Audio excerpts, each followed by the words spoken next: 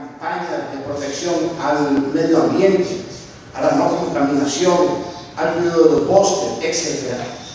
Desde el punto de vista de la Declaración de los Derechos Fundamentales del Trabajo, el componente es cómo está la libertad sindical y la negociación colectiva en ese proceso. Si bien es cierto que podemos encontrar en todos estos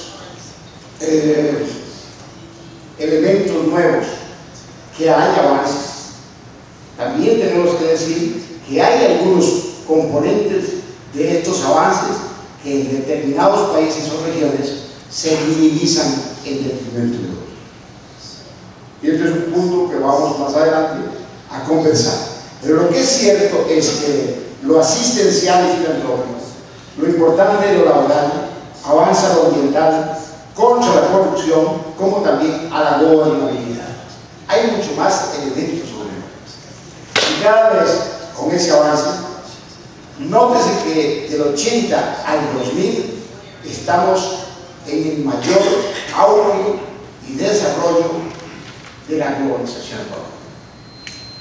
La globalización económica tiene su soporte, o entre ellos, tiene uno de sus soportes principales en las empresas multinacionales. Obviamente que todas estas iniciativas van a tener que ver en cómo buscar mecanismos para poner determinadas normas o regulaciones a las prácticas de un comercio internacional. Ese comercio puede ser también no solamente en el campo de bienes y servicios, sino también, por ejemplo, en los bancos, las multinacionales.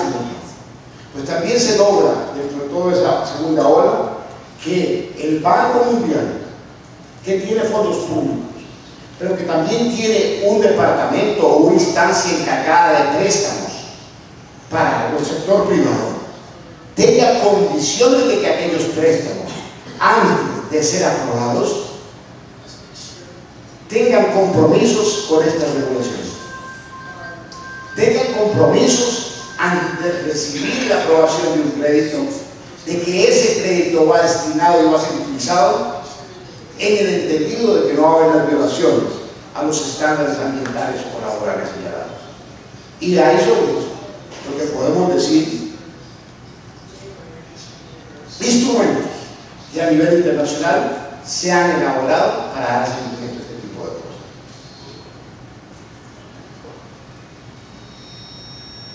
Las esferas rojas que estoy agregando es para diferenciar de todo este amplio número de componentes lo que podríamos decir los de mayor fuerza relacionados con el mundo laboral.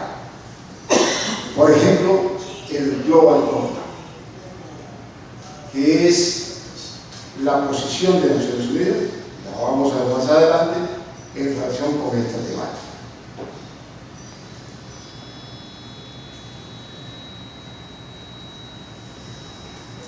Llegando a elementos que podríamos decir nos dan a manera de recapitulación las principales fuerzas de lo que venimos diciendo de esta definición de la responsabilidad social, es que las empresas no son ya aquellas unidades productivas encerradas en sí mismas, sino que van a tener la valoración y hasta podríamos decir el escrutinio del entorno donde operan.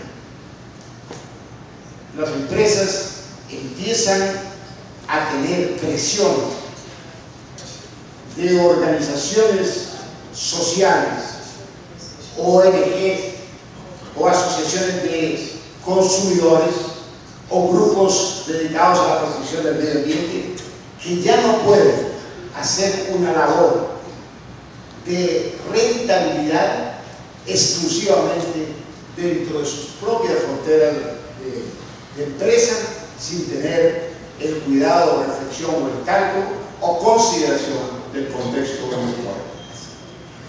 Las empresas, hasta cierto punto, y aquí vale la pena dedicarlo con mayor detenimiento, no son aquellos mismos entes privados de otro lado.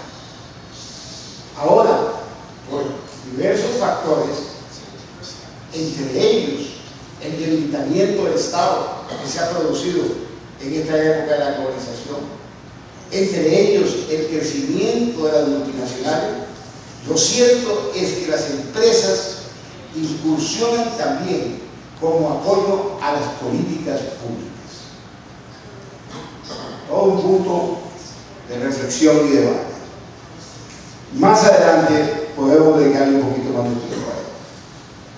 Pero volviendo al hilo conductor de la charla, en forma esquemática, revisemos cómo opera la responsabilidad social y en los ámbitos en que se va a insertar y por qué.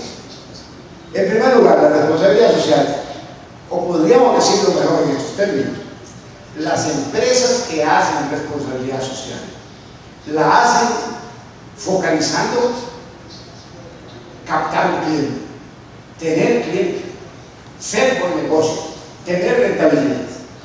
Lo que pasa es que ese cliente ya no es tan unilateral. Como les decía anteriormente, ya ese cliente tiene además una información que como ciudadano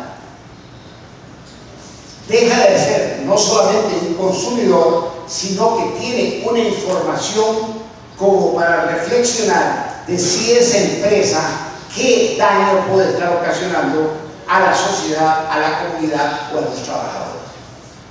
Entonces ese cliente ya no individual, sino colectivo, en asociaciones de consumidores, en ONGs de protección al medio ambiente, ese cliente tiene información o una opinión pública que también le hace tomar conciencia o conducir su comportamiento como consumidor.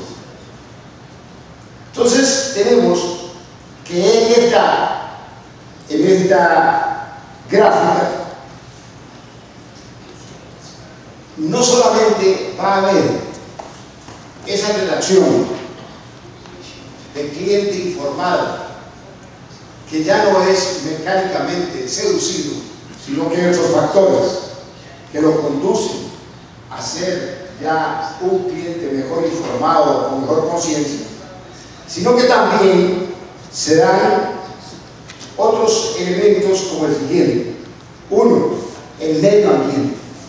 El medio ambiente ya no es una expresión bucólica o romántica, sino que es una preocupación individual, colectiva, planetaria, de que, bueno, ¿cuál es el futuro del planeta? ¿Qué daño se está haciendo al planeta? ¿Hasta qué punto lo que se compra tiene incidencia en ese medio ambiente en forma negativa o de verdaderamente preventiva a los daños que puede estar ocasionando?